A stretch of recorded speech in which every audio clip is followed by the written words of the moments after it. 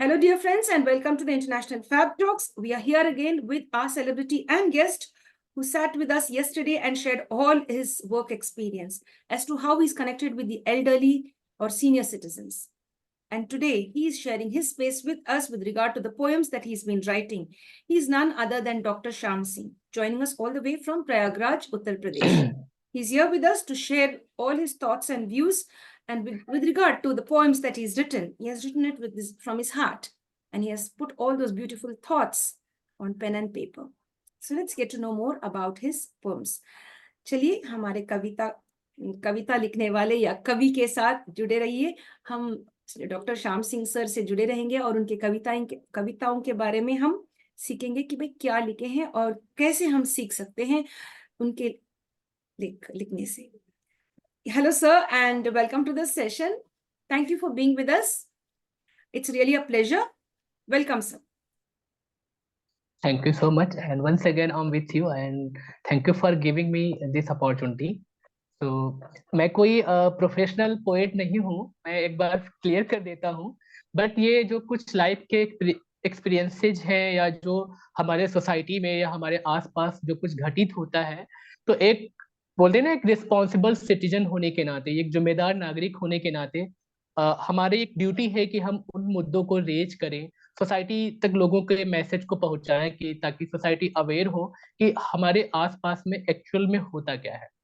तो वैसे भी कहा भी जाता है कि एक कवि का जो धर्म होता है वो लोक धर्म होता है। उसके आसपास जो लोक में जो घटित होता है उसे उसको लिखना चाहिए, उस पे पढ़ना चाहिए। तो आजकल मैं जो जब देखता हूँ, आजकल के जो कवि हैं, या कह सकते हैं कि एक दरबारी कवि वाली जो एक प्रथा अभी स्टार्ट हुई है, परंपरा, कि लोग एक दूसरे को खुश करने के लिए या उस तरह की कविताएं गढ़ी जा रही है, लेकिन एक्चुअल में सोसाइटी में क्या हो रहा है उसको कोई नहीं लिख रहा है या उसको सामने नहीं ला रहा है। तो मैं उन एक सोशल वर्कर होने के नाते उन इश्यूज को सामने लाता हूँ कि लोग उसके बारे में थोड़ा सा सेंसिटिव हो, सेंसिटाइज हो कि हमारे आसपास क्या घटित हो रहा है। तो कुछ उसी तरह की कुछ छोटी छोटी कविताएं हमने लिखी हैं, जो मैं आपके बीच, जो अलग अलग मुद्दों पे, जो वीमेंस पे हैं, एल्डरली पे हैं, या नवजात शिशुओं पे हैं, तो उनको मैंने कुछ लिखा है, शब्दों में पिरोया है। तो मैं वो आप सबके सामने में रखना चाहूंगा।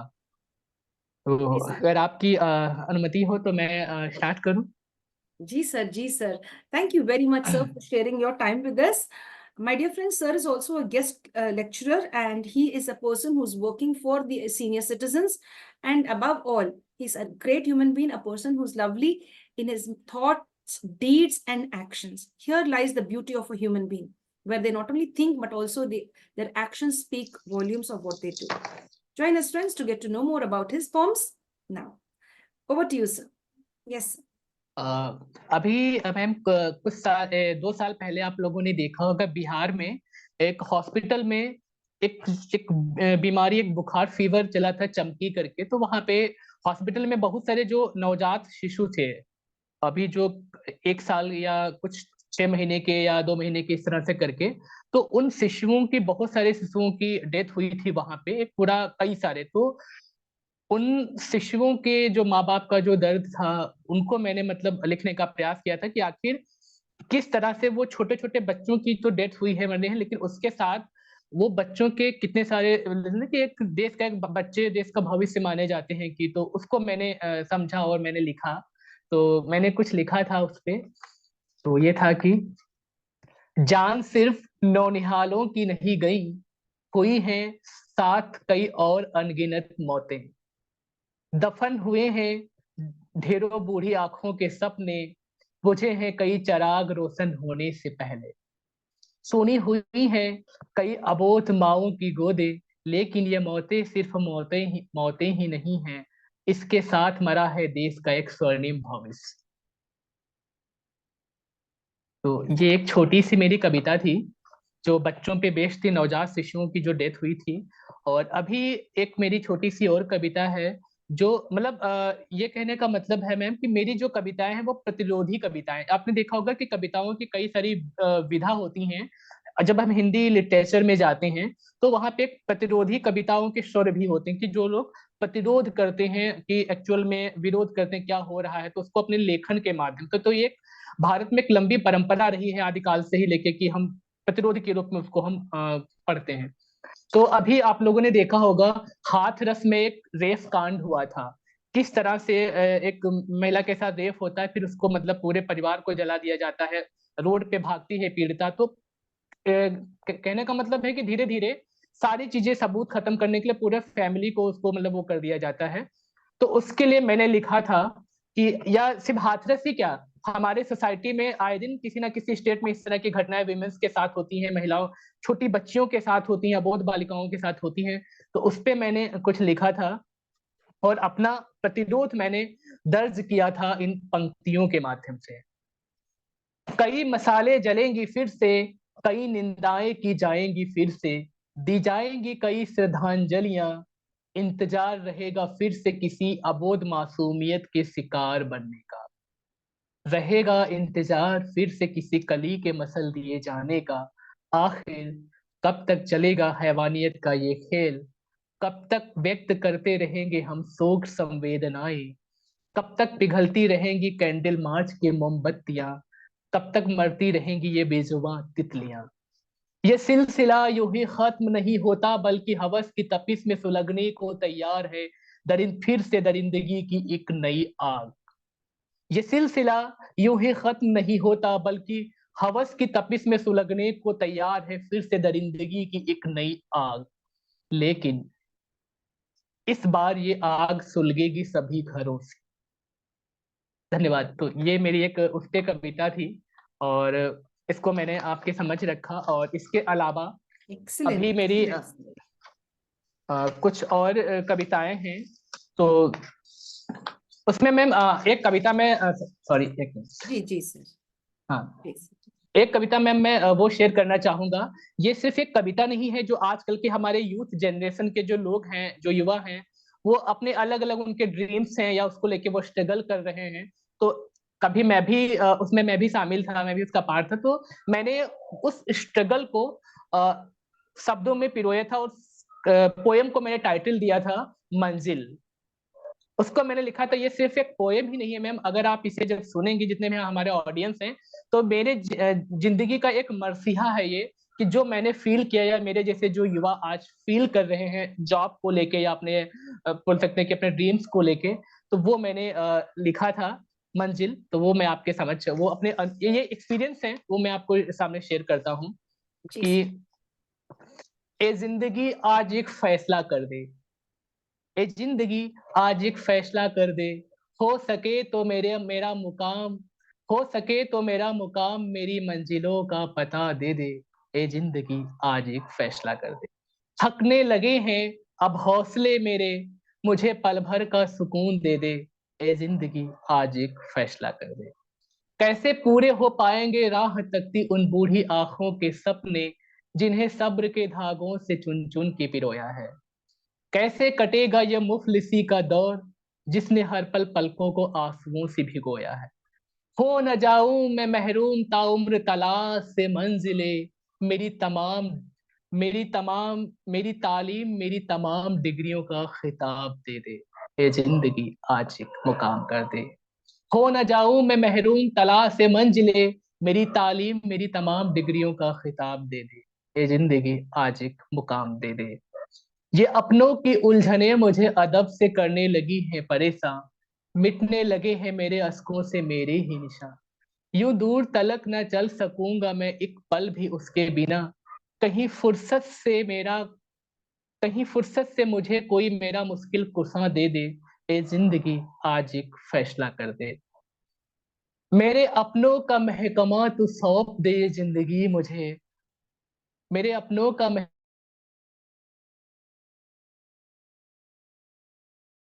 Yes sir. जिंदगी का बोझ अब संभलता नहीं है मुझसे, एक वहशत सी होने लगी है खुद से। वो कागज की कश्ती, वो यारों की मस्ती, वो फिर से लड़ने झगड़ने का बचपना दे दे।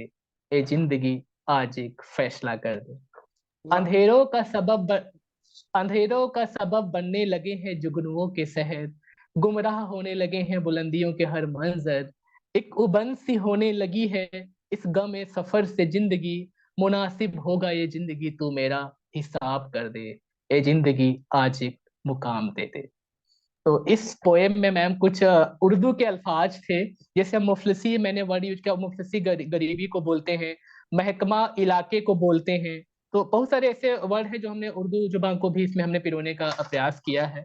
तो ये कुछ कविताएं थी। और अभी मैम एक मैंने एक छोटी सी कुछ पंक्तियां हैं जो मैं तरन्नुम में पढ़ना चाहूंगा। मेरी वॉइस उतनी अच्छी नहीं है, बट मैं प्रयास करता हूँ। ये मैंने अपने बुजुर्गों के लिए लिखा है, जो बच्चे अपने माँ बाप को वृद्धाश्रम में छोड़ आते हैं, तो उनके लिए मैंने लिखा है। चार पांच पंक्तियां, एक मुक्तक है कह सकती हैं इसे। वो ऐसे है कि सब अपने छोड़ जाते हैं, हर रिश्ता तोड़ जाते हैं। सब अपने छोड़ जाते हैं, हर रिश्ता तोड़ जाते हैं। बुढ़ापे की बैसाखी में रुख अपना मोड़ जाते हैं। सब अपने छोड़ जाते हैं। करे कैसे, कहे किससे, कि जग में कौन अपना है। अकड़ कर उंगली चलने का, अकड़ कर उंगली चलने का, वो बचपन भूल जाते हैं। सब अपने छोड़ जाते हैं, हर रिश्ता तोड़ जाते हैं। ये मैंने कुछ एक मुक्तक की कुछ पंक्तियां लिखी थी, जो उन माँ बाप का दर्द था। और अभी मैं एक मेरी कविता कुछ समय पहले पब्लिश हुई थी, जी बदलाव। जो जी जी। चेंजेस हमारी सोसाइटी में जो बदलाव आ रहे हैं, उसको मैंने लिखा था कि ये भी तरन्नुम में है, बट मैं तरन्नुम में नहीं पढ़ूंगा, और मैं ऐसे ही इसको पढ़ूंगा कि दरिया व समंदर में वो अब प्यास नहीं है, यादों के झरोखों में वो अब बात नहीं है। मैं वक्त के सैलाब में बहता ही रह गया, वो प्यार के किस्सों में अब बात नहीं है। दरिया व समंदर में वो अब प्यास नहीं है। जिस गांव की गलियों में हम खेलते रहे, सावन के बाग झूलों में हम झूलते रहे, मोहब्बत भाईचारे के वो दिन चले गए, चौपाल लगाने की वो समात नहीं है। दरिया व समुंदर में वो अब प्यास नहीं है। वादों के भरम में सभी कुछ यूं फंसे रहे, 56 इंच सीने को यूं नापते रहे, ख्वाबों के समंदर में वादे डूबते रहे, अच्छे दिनों के आने की अब आस नहीं है। दरिया व समंदर में वो अब प्यास नहीं है। जिस पेड़ को अपने लहू से सींचते रहे, उंगली पकड़ के बचपने को थामते रहे, बुढ़ापे की बैसाखी में वो रिश्ते बदल गए, मतलब कि इस जहां में भाई भाई का नहीं है। दरिया व समंदर में अब वो प्यास नहीं है। तो ये एक बदलाव वाली कविता थी। और अगर समय हो तो मेरी एक और कविता है। जी वो जी सर। अभी आप लोग, अभी मैम एक गोरखपुर, सॉरी, इसको सुनाने से पहले मैंने कुछ विरह पे भी लिखा है, जो अमूमन मैं कम लिखता हूँ इस पे, या कह सकते हैं कि विरह समझती हैं मैम आप, कि विरह वर्णन वर्णन जो होता है किसी के वियोग में, या उसमें लिखा जाता है। तो कुछ मुक्तक मैंने लिखे थे, तो वो मैं रखना चाहूंगा कि वो इस तरह से थे कि तुमसे अब वफा की तवक्को नहीं है कोई, तुमसे अब वफा की तवक्को नहीं है कोई, कि तुम्हारे बगैर गुजारे हैं तन्हा कई लम्हे मैंने। तुम्हारी रगों में ही नहीं था अपनेपन का लहू, फिर गैर होना कोई लाजिम नहीं। ये दो पंक्तियां थी, तो वो मैंने आपके समझ रखा। अब मैं मैम एक वो कविता आपके सामने रखना चाहता हूँ, जो अभी कुछ साल पहले गोरखपुर में ऑक्सीजन की कमी से बहुत सारे बच्चों की जाने गई थी। आपने देखा होगा कि कितने सारे बच्चों की डेथ हुई थी। तो एक हॉस्पिटल में जो एक अफरा तफरी मची थी, कि जो पेरेंट्स अपने बच्चों को ढूंढ रहे थे कि मेरा बच्चा कहाँ, मेरा बच्चे कहाँ। तो ये कविता उन माँ बाप का दर्द है, या उस भयावह जो स्थिति थी उसको बयां करती है। तो उसको मैंने शब्दों में मैंने सरकार पे भी सवाल उठाए थे कि इस तरह की घटना आखिर क्यों हुई, क्योंकि इतने बहुत सारे बच्चों की जाने गई। तो उस पे मैंने लिखा था कि मेरा दिल उस मातम से सहर जाता है, मेरा दिल भी उस मातम से सहर जाता है, हाँ मेरी आंखों में वो मंजर नजर आता है। बद्दुआ मेरी ये लाचार हुकूमत न रहे, शर्म आती है इस पे दोगली सियासत न रहे। मुझे उन दुधमुही जिंदगानियों का ख्याल आता है, हाँ मेरी आंखों में वो मंजर नजर आता है। ये उस मंजर की बात कर रहा हूँ कि जो अफरा तफरी मची थी कि बच्चे बच्चों के बराबर जाने जा रहे ऑक्सीजन से बच्चे दम तोड़ रहे थे। तो उस समय की ये घटना है। उजाला करने से पहले ही दिए बुझते रहे, आसियां बनने से ही पहले ही उजड़ते रहे। मुझे उन बेजुबा नौनिहालों का ख्याल आता है, हाँ मेरी आंखों में वो मंजर नजर आता है। ख्वाब अच्छे दिनों की रोज यहाँ बुनते रहे, सौदा इंसानियत का रोज यहाँ करते रहे। मुझे उस माँ की सोनी गोद का ख्याल आता है, हाँ मेरी आंखों में वो मंजर नजर आता है।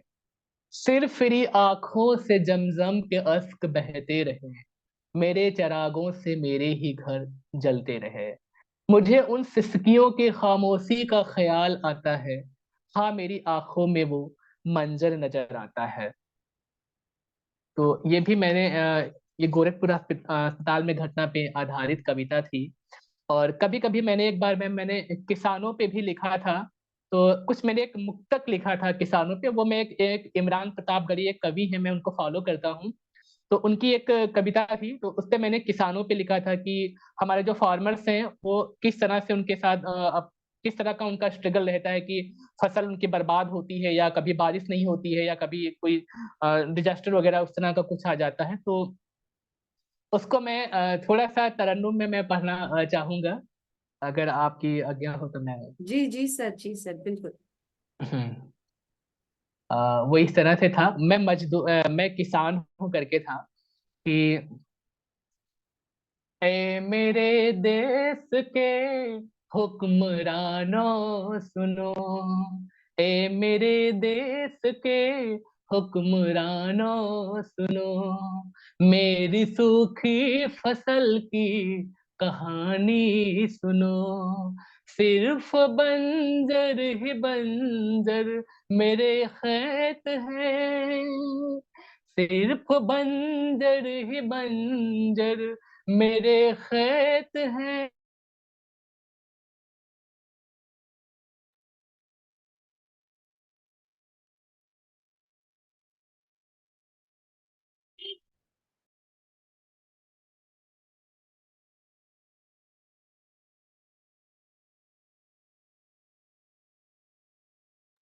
Yes, sir. I guess there's a small technical snack.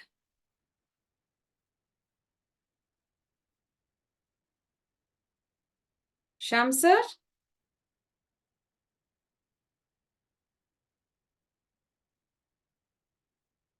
Yes. Over to you, sir. Okay ma'am. मैं ये जो अभी किसानों पे बात कर रहा था उसी की मैं वो करूँ। Yes, sir, जी please. मैम। जी. हाँ, ये मैम एक्चुअली 1 मिनट। हाँ। ऐ मेरे देश के हुक्मरानों सुनो, मेरी सूखी फसल की कहानी सुनो, मेरी सूखी फसल की कहानी सुनो। सिर्फ बंजर ही बंजर मेरे खेत हैं, कोई पूछे कि क्यों मैं परेशान हूँ, मैं किसान हूँ, हाँ मैं किसान हूँ, मैं किसान हूँ, हाँ मैं किसान हूँ। ये मैंने कुछ एक ही मुक्तक मैंने लिखा था। उसके आगे का मुझे अभी याद नहीं आ रहा है, तो वो मैं बाद में वो करूंगा। जी सर, जी sir. Yes ma'am. That's wonderful, sir. That is really very nice that you. पर सारी जो आपकी कविताएं हैं समाज के बारे में है, समाज को लेकर लिखे हैं आप. जी That's ma'am. really nice. All the social issues. Yes dear sir, thank you very much sir. बहुत बहुत धन्यवाद, आपने हमारे साथ वक्त बिताया और आपके आपके कविताएं हमें सुनाए that is really very nice. और पूरे समाज के बारे में, लोगों की जिंदगी के बारे में, एक किसान हो, एक माँ का दर्द, या बच्चों का जो मर जाना सडनली बिना ऑक्सीजन का, कोई कुछ सिचुएशन हुआ था उसके बारे में भी आपने लिखा। बड़े उम्र वाले के बारे में भी आपने लिखा कि कैसे वृद्ध आश्रम में वो मुश्किल से जी रहे हैं, तड़प रहे हैं वहां पर। ये सभी आपने लिखा, सभी मुद्दों पर लिखे आप। बहुत बहुत धन्यवाद sir, thank you very much. आपका मन बहुत बहुत स्वच्छ है और you have thank you beautiful. Ma'am, thank you. Thank you very much sir, okay, thank you, God thank bless. You ma'am. और आगे भी हमारे साथ जुड़े रहिए। यस, बिल्कुल मैम, बिल्कुल। Thank you, thank you ma'am. thank you. My dear friends, with this we come to an end to the International Fab Talks. Please do share this beautiful video. He has written beautiful poems. अच्छे कविताएं लिखे हैं यहाँ पर, share भी किया है सभी के साथ। तो इसको किसी और अच्छे इंसान के साथ शेयर कीजिए जो इसका आनंद उठा सकते हैं और समझ सकते हैं। हर एक पंक्ति में एक अच्छा सा मैसेज है, उस मैसेज को हम सब फॉलो करना है। Take care and stay safe. Like, comment, subscribe and share us with. God bless, stay safe.